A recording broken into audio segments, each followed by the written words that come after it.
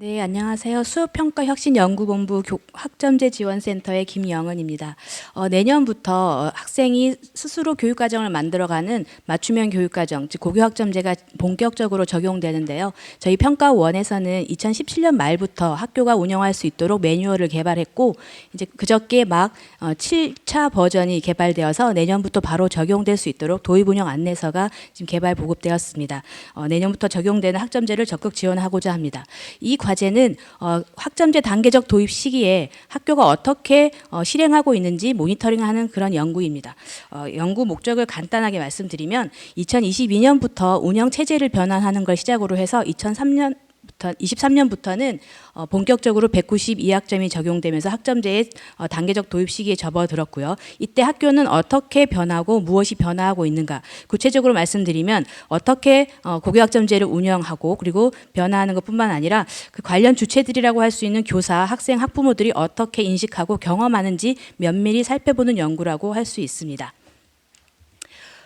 저희가 3차년도 종결하는 연구이기 때문에 1차년도부터 내용을 말씀드리면, 일단 저희가 위쪽의 부분은 어떻게 운영하는지 그리고 어떻게 변화해 나가는지 보기 위해서 운영 실태 분석이라고 해서 영역을 설정했습니다. 운영 체제 및 학교 문화라든지 교육과정 편성 운영이라든지 진로하고 설계 지도는 어떻게 하는지 이렇게 영역을 나누어서 봤고, 그리고 구성원의 그 인식이 어떻게 변화하는지 요거는 설문을 통해서 보았고요. 1차년도 같은 경우에는 주제별로 운영 우수 사례를 발굴해서 이제 보급하였고, 그다음에 심층 면담을 실시해서 설문조사만으로 알 수 없는 그런 경험에 대해서는 심층 면담을 실시해서 질적 데이터를 만들었습니다. 2차 연구에서는 지속적으로 이런 부분을 모니터링하였고, 그다음에 주제별로 우수 사례를 발굴하지 않고 단위 학교 3년 차에 접어드는 단위 학교에 들어가서 3개 학교에 대해서 운영 사례를 전체 살펴보았는데요. 학점제 처음 시작부터 끝까지 1년간 어떻게 운영하는지 사례를 탐색한 연구라고 할 수 있고, 여기에서 그치지 않고 시도교육청도 학점제를 운영하고 지원하기 때문에 시도교육청이 어떻게 운영해야 되는지 자율 모니터링 기준을 개발한 바 있습니다. 올해는 이제 마지막 종결하는 과제로서 기존에 하던 모니터링 그 부분은 계속 지속을 하고, 이제 이렇게 많은 설문에서 설문 간의 그 관계가 없는지라고 해서 저희가 심층 분석을 했는데요. 4가지의 설문 종류가 있고, 그리고 3년간의 데이터가 있기 때문에 이를 통해서 문항 간의 관계라든지 어떤 그런 주제를 도출한 바 있습니다. 그리고 여기서 그치지 않고 저희가 언제까지나 외부에서 모니터링을 할 수 없기 때문에 학교가 자율적으로 학점제를 운영할 때 쓸 수 있는 기준으로 자율 모니터링 도구를 개발했고, 마찬가지로 시도가 학점제를 운영하거나 또는 지원할 때 활용할 수 있는 자율 모니터링 도구를 개발하였습니다. 여기서 그치지 않고 마지막으로는 학점제가 정말 궁극적으로 목적을 했던 게 뭘까? 운영의 성과 지표라고 할까요? 그 목표를 성과 지표로 만들어서 이걸 체계화해서 학교 그리고 교육부, 교육청이 쓸 수 있도록 지표를 만들었습니다. 저희는 굉장히 중요한 게 이 연구에 참여해 주신 학교인데요. 3년간 17개 시도별로 4개 학교가 참여해서 3년간 도움을 주셨고요. 그리고 학교 대표 설문은 주로 학점제 운영 현황과 실태에 대한 거고, 교사 설문과 학생 설문은 이제 인식과 요구에 대한 건데, 교사는 전체를 대상으로 했고 학생은 학년당 한 학급, 그리고 학부모는 그 표집 학생의 학부모로 했고요. 어떤 혹자께서는 학점제가 내년부터 적용되는데 어떻게 학점제 운영 실태를 볼까 하시지만, 이미 2022년부터 운영 체제 및 문화라든지 이런 부분에서 학점제적 요소가 도입되고 있었기 때문에 이런 부분은 현장에서 어떻게 실행되는지 알 수 있었습니다. 그리고 저희가 이제 1차년도에서는 학점제를 하지 않는 연구선도 학교가 아닌 학교를 매칭해서 그 학교의 데이터랑 같이 비교한 바 있고요. 2차년도에서는 대도시, 중소도시, 읍면지역, 그리고 20학급 이상과 20학급 미만의 각각 그 맥락별로 달리 나타나는 그런 데이터도 좀 비교해 본 바 있고요. 그리고 올해는 학년별로 그리고 교사의 경력별로도 비교해서 어떻게 인식이 다른지, 어떻게 경험하는지 이런 것들을 차이를 보고자 하였습니다. 이제 요거는 모니터링 내용인데요. 맨 이제 앞쪽에 단위 학교 운영 현황, 그리고 교사의 관련된 내용, 학생, 학부모, 저희가 모니터링 할 수 있게 살펴볼 수 있는 내용들을 크게 영역을 나누어서 세분화한 것이라고 볼 수 있고, 이제 이런 걸 다 씻진 않았지만 이렇게 관련성을 보기 위해서 했고, 하나 이제 예를 들어 보여드리자면 학교 대표 설문 같은 경우에 이렇게 문항들이 구성되어 있고, 이렇게 색칠한 부분들은 늘 가는 문항, 그리고 연차에 따라 조금 달라지는 문항, 업데이트된 문항들을 표시해서 이렇게 이런 도구를 가지고 모니터링했다는 말씀드리고, 구성원 설문도 마찬가지로 해서 교사, 학생, 학부모를 각각 보는 것이 아니고 같은 주제에 대해서는 같은 층에 넣어서 이제 학점제에 대해서 이해하고 있느냐 이런 부분은 학교, 학생, 학부모 같이 이렇게 보고 있다는 점 말씀드립니다. 굉장히 방대한 데이터를 수집했기 때문에 이를 다 보여드릴 수는 없고 어떤 방식으로 데이터를 이제 저희가 이제 설문 분석을 했냐 말씀드리면 학생 선택 과목 같은 경우에는 정말 데이터가 말해주고 있는데요. 2020년도 입학생이 3년간 배우는 학점이 2021년 입학생, 2022년 입학생, 이제 이 학생은 2024년에 졸업을 하는 거죠. 이렇게 보시면 82%, 87.6%, 90.5% 그렇게 총론의 기준이라 할 수 있는 선택 과목의 학점이 86학점에 거의 근접해서 가고 있다는 걸 연차별로 알 수가 있었고요. 그리고 과목 개설에 대한 학교의 노력과 학생의 학부 만족도 어떤지 비교하는 표에서 보시면 중소도시라든지 학교 규모별로 어떻게 달리 나타나는지 이제 이런 걸 볼 수 있었고 여기 단적으로 보시면 이제 교사는 굉장히 노력한다라는 점이 4점대에 나오는데 학생과 학부모 같은 경우에는 개설 과목에 대해 만족하냐에 대해서 대체로 높은 점수지만 교사의 인식보다는 좀 다소는 차이가 난다 이런 것도 드러낼 수 있었고 교사의 경력별로 그리고 학생의 학년별로도 이런 게 차이 난다는 걸 알 수 있어서 저희가 방대한 그 설문 문항에 대해서 이런 방식으로 다 이제 도출한 바 있습니다. 간단하게 또 한 가지 이제 결과를 또 말씀드리면. 과목 지도 현황인데요. 지도 과목 수가 당연히 증가해서 학생들의 선택권을 확대시키고 있는 측면이 있었고 두 과목 지도 교환하는 선생님의 90%는 전공과 일치하는 과목을 가르치고 있었고요. 세 과목 이상 지도하는 교원의 경우에는 78% 정도가 전공과 일치해서 20% 정도는 전공과 무관한 그런 상치 과목들을 가르친다는 걸 알 수가 있었고 아마 학점제 담당 업무가 좀 과중되는 현상으로 인해서 여기 부서에 대한 기피 현상 이런 것들도 있어서 저희가 이에 따른 시사점이라든지 정책 제언에 참고한 바 있습니다. 다 말씀드릴 수는 없고 그렇게 일부만 말씀드리겠습니다. 특히 저희는 고무적으로 보는 게 학생의 과목 선택권 확대가 굉장히 되고 있다는 걸 말씀드리는데 학교가 지정하는 과목이 점점 줄고 있고 학생의 선택 과목이 굉장히 늘고 있고 말씀드린 것처럼 총론 지침에 거의 충족했다는 점 그리고 개별 시간표가 편성되기 때문에 그동안에는 행정학급별로 시간표가 같았지만 이제는 학생 개인별로 모든 시간표가 다르기 때문에 이것 에 따른 편성이라든지 또 공강 시간 발생할 때 학생의 관리 이런 것들에 대한 어려움이 있었고 그리고 또 고무적인 점은 학생의 과목을 선택하는 기준이 뭔지 물었을 때는 학생들이 진로나 학업, 설계를 굉장히 중요시한다는 점을 알 수 있었고요. 그리고 공동교육과정 같은 경우에도 또는 학교 자율교육과정도 점점 운영하는 과목 수라든지 시수 같은 것들이 증가한 것 봐서 학생의 과목 선택권 확대를 위해서 굉장히 노력한다는 걸 알 수가 있었습니다.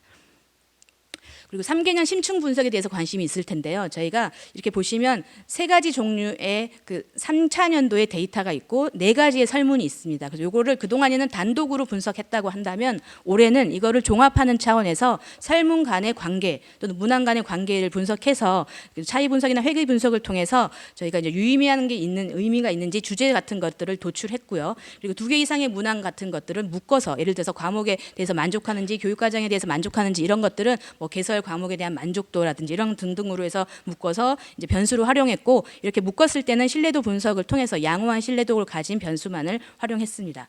예를 하나 보여드리자면 도출 주제는 이제 학점제 중심의 학교 문화가 조성이 되고 있다 이렇게 결론을 하나 내리는데 그 증거로서 사용된 변수들은 교사들이 수업 방법이라든지 평가 역량 제고를 위해서 노력을 하는지 학교는 업무의 분장을 적절하게 하고 그리고 교광사 수급 배치를 적절하게 하는지 등등에 대해서 이제 또는 이제 민주적인 소통 문화가 활성화되는지 이런 등등을 이제 묶어서 활용을 했고 그 결과를 보여드리면 교사가 역량을 제고하기 위해서 여기에 어느 변인이 영향을 주는지 보시면 교육과정 중심으로 업무를 재구조화한다거나 교사의 업무를 경감해 준다거나 또는 교사의 전문성을 지원한다거나 학교 문화를 민주적으로 바꿨을 때 교사의 그 역량 제고를 위한 노력도 커진다는 걸 볼 수 있었고 맨 오른쪽에 보시면 아무래도 이 네 가지 중에서의 영향력들은 교사 전문성 지원이 가장 영향력이 컸고요. 이제 그래프가 긴 걸 보면 알 수가 있고 그다음에 민주적인 학교 조성을 하는 것이 훨씬 더 역량 제고 노력에 영향을 준다는 걸 알 수 있어서 저희가 이런 방식으로 해서 수십 가지의 주제를 도출한 바 있습니다.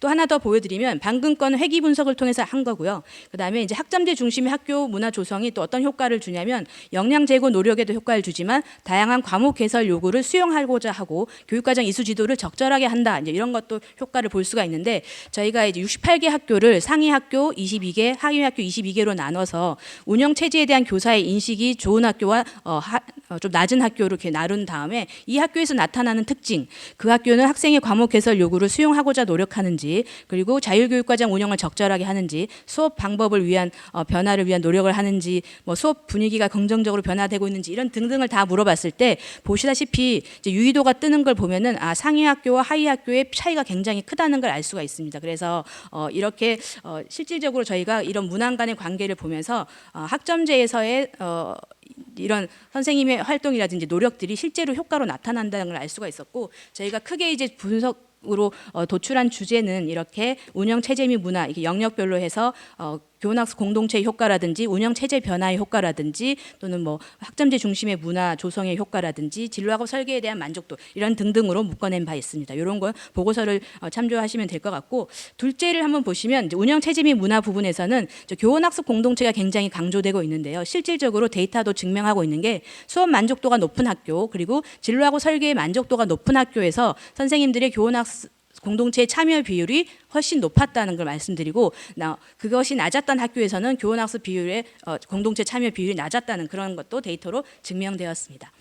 그다음에 학점제를 운영할 수 있도록 자율 점검할 수 있는 도구를 개발했다고 말씀드렸고, 단위 학교가 스스로 학점제를 잘 하고 있는지 어떻게 해야 되는지 알기 위해서 운영 자율 점검 도구를 개발했는데요. 이런 운영의 점검이란 것은 평가하기 위함이 아니라 스스로 지속적으로 개선하기 위한 사항이란 걸 말씀드리면서 저희가 이런 절차를 거쳐서 개발했고, 역시 점검 영역이라든지 항목을 이렇게 5가지로 나눈 다음에 특히 5가지 중에서 공간 조성과 활용도 있습니다. 그래서 뭐 교육과정 편성 운영이 준비가 되어 있는지, 편성 운영을 어떻게 하는지 이런 등등의 데이터별로 이제 제시를 했고, 그 중에서 한 항목인 교육과정 편성 운영 준비나 지원이 잘 되고 있는지에 대해서는 이런 방식으로 해서 학교가 스스로 한번 체크를 해보고 여기에서 개선 사항을 도출할 수 있도록 또 성찰할 수 있도록 그런 점으로 도구를 만들었다는 말씀드리고, 시도교육청도 마찬가지로 학점제 지원을 위한 자율 점검 도구를 개발했는데, 역시 이 목적도 교육청이 그 역할을 제대로 수행할 수 있도록 학점제를 지원할 수 있도록 그런 용도로 사용된다는 말씀드리고, 요거는 현장에서 이미 보급하여서 교육청에서 활용되고 있다는 점 말씀드립니다. 이것은 시도교육청에서 운영 기반이라든지 지원 체제를 구축하고 인적 자원을 지원하는지, 학교 교육과정 운영을 직접적으로 지원하는지, 그리고 역량 강화나 인식 제고에 기여하고 있는지 이렇게 측면을 나누어서 했고, 인적 자원 지원 같은 경우에 교육청 소속의 순회교사를 운영하는지, 뭐 강사 인력풀을 구축하는지 등등으로 나누어서 교육청이 스스로 점검할 수 있도록 했고, 그 중에 한 면만 말씀드리면 운영 기반 및 지원 체제 구축 영역에서 이제 학점제 운영을 위한 조직이 구성되어 있는지, 뭐 홈페이지 구축이 되어 있는지, 어떤 자료들이 개발되어 있는지 이런 것 등등을 이제 해볼 수 있게 자율 점검 도구를 개발했습니다. 마지막으로는 그럼 학점제가 궁극적으로 목표로 했던 성과는 무엇인지, 이제 이 성과를 저희가 이제 유목화해서 현장에 보급하는 것이 필요하겠다, 또 후속 연구로 하는 것이 필요하겠다라고 해서 개발을 했고, 이런 과정을 거쳐서 했고, 주요 쓰인 절차는 델파이 조사입니다. 22명의 전문가를 대상으로 해서 1, 2차 델파이를 했고, 그전에는 정책 자료 분석이라든지 이런 등등을 해서 학점제에서 정책적으로 주요하게 봤던 목표라든지 이런 것들이 키워드에서 어떻게 나타나고 있는지 이런 것들도 보면서 분석을 했고, 그다음에 가장 중요한 것은 22명의 델파이 조사인데요. 이 델파이는 교사, 그리고 고등학교 관리자, 교육청, 그리고 교수 이렇게 전문가로 묶어서 조사를 했고, 델파이 조사 결과 저희가 영역별로 이제 합의도라든지 내용의 중요도 같은 걸 보면 이제 이 수치에 미치지 못한 것들은 떨어뜨리고 또 수정을 해 가면서 최종적으로 이런 방식으로 영역별로 이제 최종안을 만들었다는 말씀드리고, 이것은 후속 연구로서 학점제가 지향해야 할 목표를 알 수가 있고, 이제 이것이 어떻게 나중에 측정될 수 있는지는 후속 연구로 할 수 있을 것 같습니다. 마지막 정책 제언은 저희가 이제 이런 방식으로 제안은 했고, 저희 정책 제언은 사실 고교 학점제 운영을 위한 교원 정책 개선이 필요하다는 거, 그리고 운영의 성과를 점검할 수 있는 체제가 필요하다는 점, 그리고 학점제 기반 교육과정 운영을 할 수 있도록 지원한다는 거, 진로학업 설계라든지 교사의 진로학업 설계 지도의 역량 강화가 필요하고, 또 최소 성취 수준 보장 지도를 위한 관리 체제가 필요하다는 방안으로 제시했고, 요거는 보고서를 참조하시면 굉장히 세세한 목록이 있으니까 좋을 것 같고요. 저희가 사실 이렇게 이렇게 매 차년도마다 정책 제언을 할 때마다 이것이 실현되어서 실제로 그 다음 해에 수행하고 이렇게 하는 걸 직접 겪으면서 굉장한 보람도 느끼고 현장 선생님들의 요구가 많다는 걸 느끼고요. 마지막으로는 1차부터 3차년도까지의 저희 정책 제언이 분절되지 않고 운영 체제 및 문화, 교육과정 편성 운영, 진로학업 설계 그리고 최소 성취 수준 보장 지도별로 해서 이렇게 순차적으로 가고 있고 심화되고 연계된다는 점을 말씀드리고 이 중에서 정말 1차년도부터 2차년도까지 제안한 것들은 실질적으로 반영되어서 사업으로 구현된 것도 있다는 점 이렇게 말씀드리고 이런 점들이 좀 더 적극적으로 정책으로 반영될 수 있도록 저희도 노력해서 정책화하도록 하겠습니다. 그래서 현장 선생님들 굉장히 힘드실 텐데요. 학점제 운영을 적극적으로 지원하고자 하고 내년부터 학점제가 잘 되도록 응원하겠습니다. 네, 이상으로 마치겠습니다.